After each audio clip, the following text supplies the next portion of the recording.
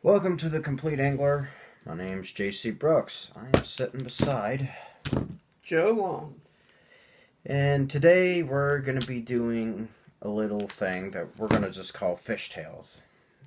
We're basically going to talk about our fishing experiences and how well it was or how bad it was in some cases. So, you want to take it away, Joe? Sure. I got a story from Monroe Lake, probably 30-some years ago. Yeah, I don't know nothing about this one then. No. I was a little kid in the front of a boat. My grandpa was in the back, and we always were in battle with each other. We tried to catch the most fish. We tried to catch the biggest fish. We tried to cast closest to the shore without getting hung up, getting a tree pounder or something like that. And I remember I was fishing with a reel called the Bullet. It was a closed-face system for beginners. And I had a lot of line out, and I got the biggest bird's nest ever known to mankind. So I did what I always did back when I was a kid and got a bird's nest. I handed it back to Grandpa and said, "Fix it."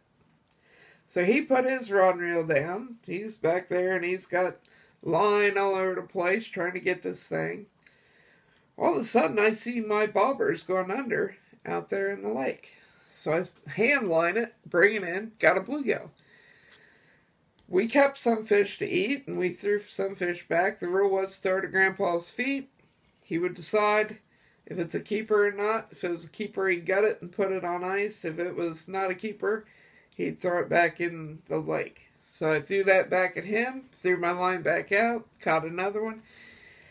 And after I'd thrown about 5 or 6 bluegill at his feet, he said, "Hey now, I know what you're doing. You're trying to beat me, and you got a pretty good system there." And he still was not anywhere close to getting that thing spread out and run back to where it would work. So I continued to catch fish.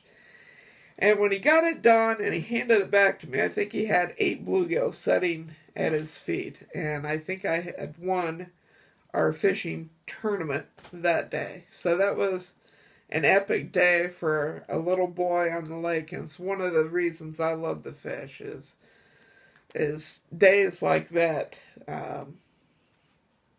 They are far and few between, but when something like that happens, it's a pretty fun day. So that ranks up there pretty high for me. As far as bad days fishing, I remember This ought to be good. We got up super early, me and my grandpa one day. We go to Wolf Run Lake. First day we had the new boat. And the trout were supposed to be running. We trolled all over that lake, burned half the gasoline out of the engine or out of the tank. Didn't catch a single thing. We were both frustrated. Saw other people catching fish, but we just couldn't catch anything. And it was getting fairly late in the day. It was past dinner time. We were both hungry, tired, wore out, not real happy because we hadn't got the skunk out of the boat yet. And he puts his rod up and puts it in the box, and he says, "I think we're going to head in." I said, "Yeah, I think we might as well." I just tied on my lucky yellow rooster tail, and I thought, I'm going to go ahead and troll all the way into the boat dock. And I just happened to get a bite and caught the first fish.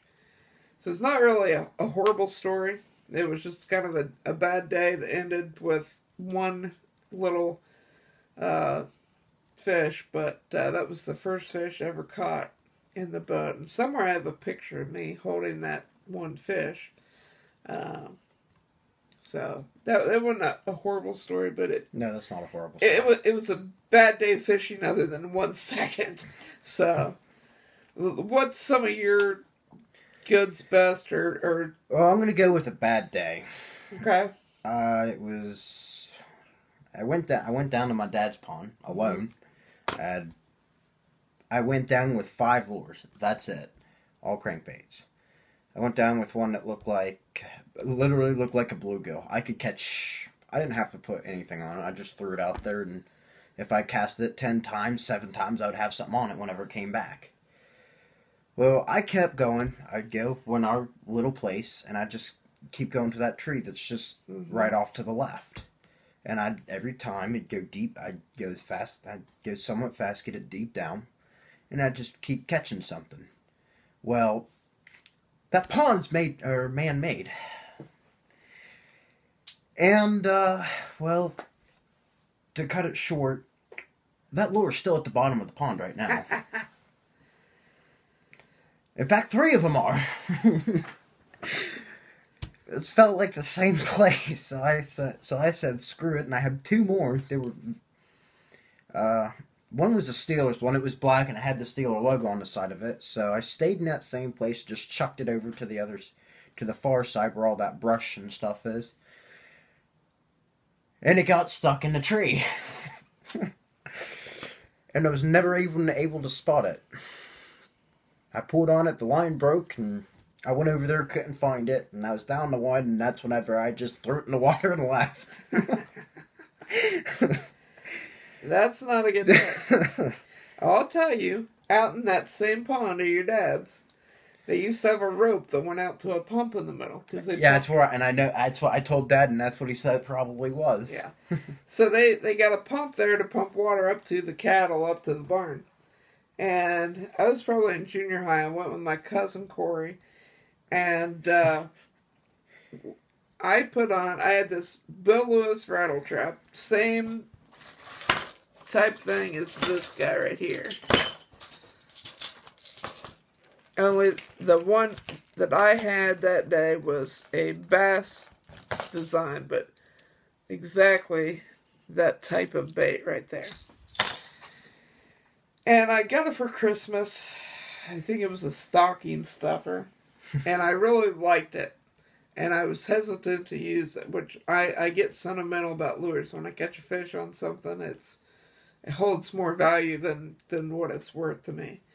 And I cast out there in the middle because that's where I was catching them.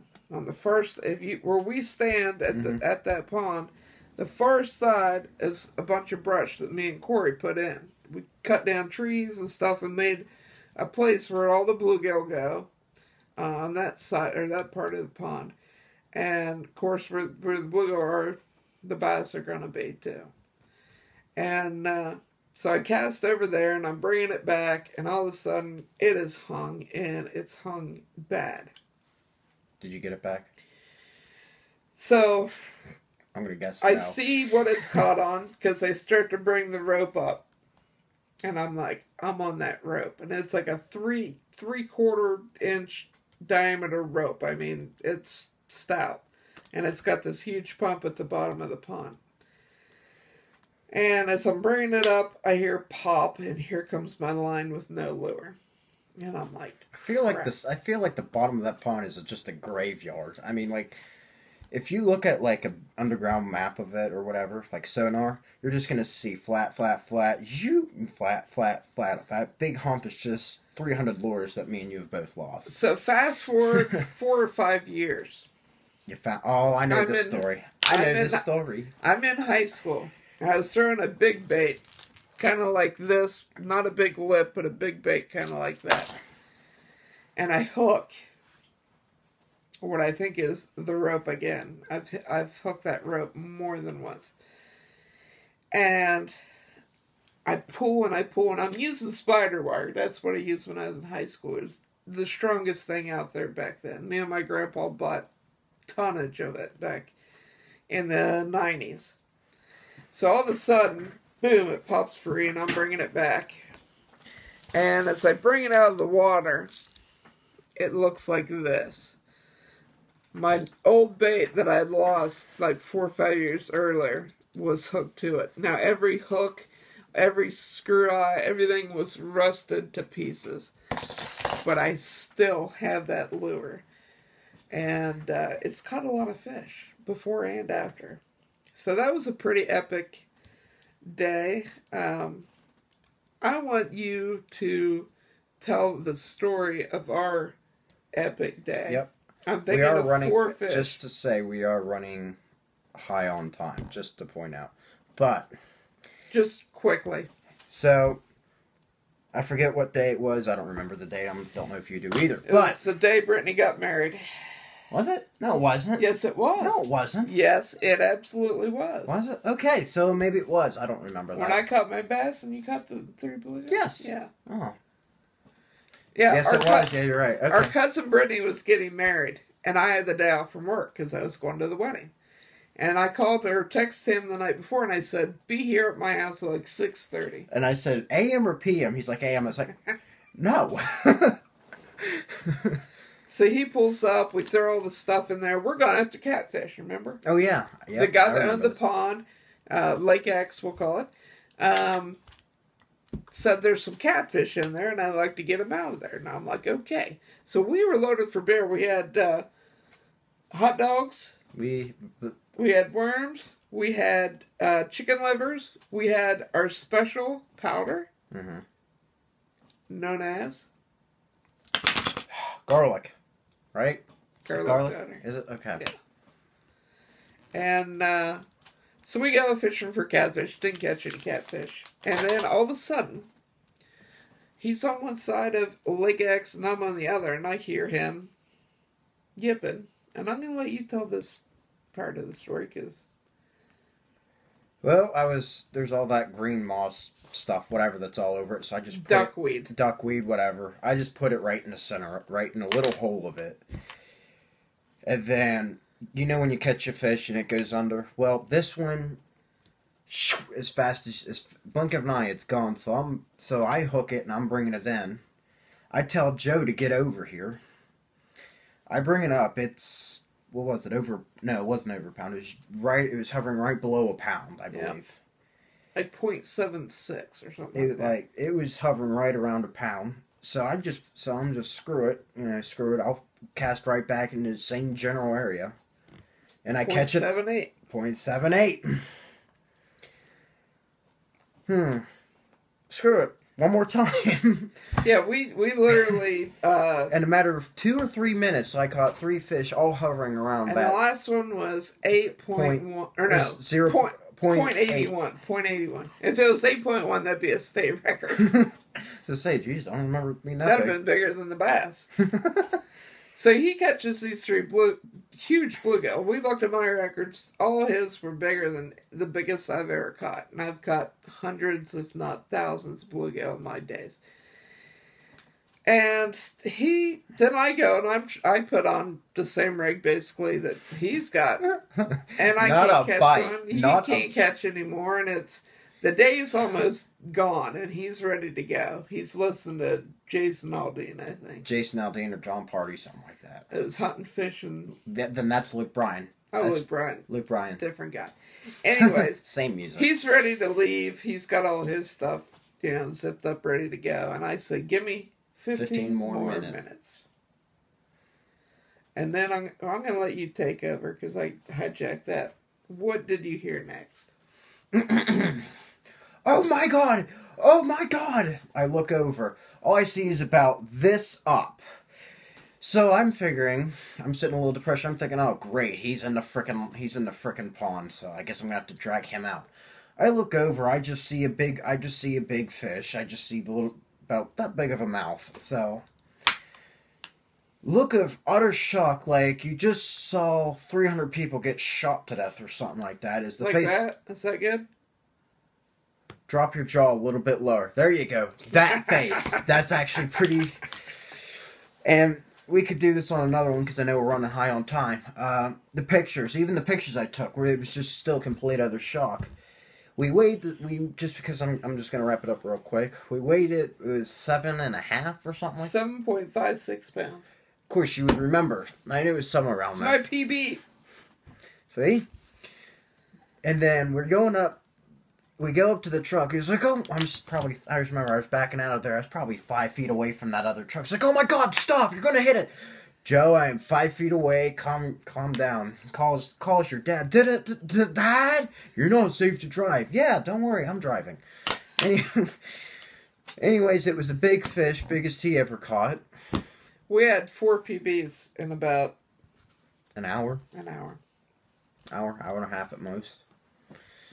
His 3 biggest bluegill, my biggest bass. It was a day neither of us will ever forget, for sure. And I think it's kind of...